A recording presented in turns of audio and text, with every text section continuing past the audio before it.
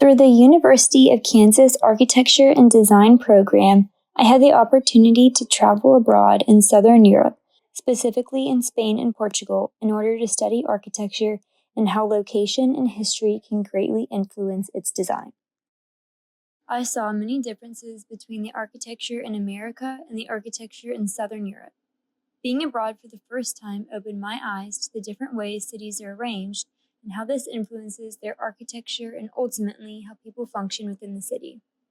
Understanding this helped me form my key research question: how do the architectural patterns such as building height and facade design play a key role in the proportions of Southern Europe's urban landscape?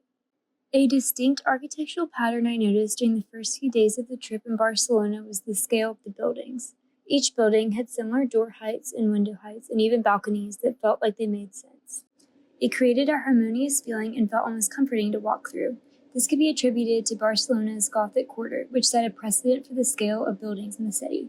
Collectively, the architectural scale made the streets of Barcelona feel cohesive and pleasing. I believe there was a deep understanding of the human scale when designing many of the buildings in Barcelona because of their flow and functionality. Balconies seemed to shade just enough of pathways, arched openings felt grand yet also comforting, and there were new discoveries to be made in the openings and closings of doorways. The Gaudi houses, I believe, are also an exceptional example of a building's facade and its role in Barcelona's urban landscape. The Gaudi houses bring viewers' eyes in. They act as a break in the urban landscape's pattern. While they maintain a similar scale as the buildings around it with the window and doorway placement, their facades bring the viewer's eye in.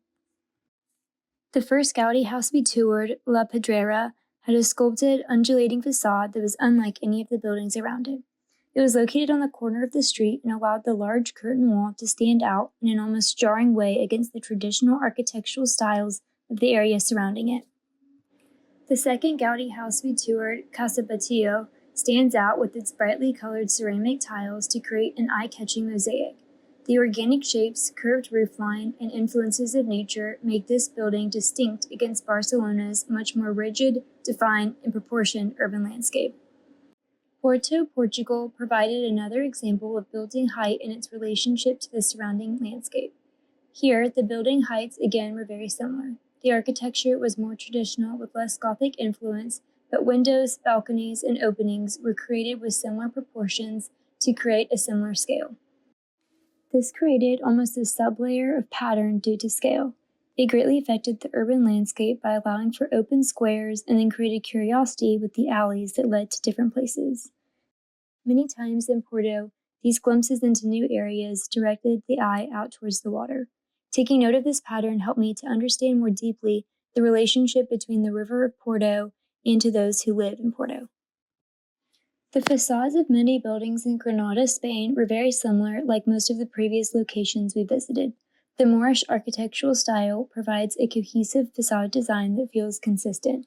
Here, because most of the building facades look so similar, the alleys were hidden in a similar way to Porto. But unlike Porto, how the scale of the buildings hid or drew passerby into the small spaces, I believe the facade did that in Granada. Buildings were roughly the same height, but with all of the hills, I noticed I rarely looked up to see the building change heights, and instead looked to the openings in between buildings to lead the way.